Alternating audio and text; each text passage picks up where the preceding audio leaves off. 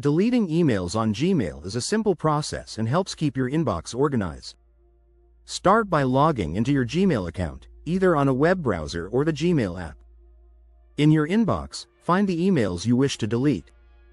You can delete individual emails by hovering over an email and selecting the trash can icon that appears, or, on the app, by swiping left or right, based on your settings. To delete multiple emails at once, check the small box next to each email you want to remove. Once selected, click the trash can icon at the top of the inbox to delete them. If you want to delete an entire category, like promotions or social, click on the category, then use the Select All option and delete all emails in that section.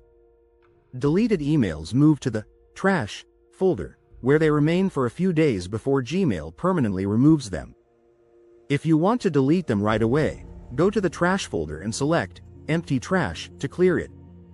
Deleting emails frees up space in your Gmail account and helps reduce clutter, making it easier to find important messages. You can also use filters to automate the deletion of unwanted emails.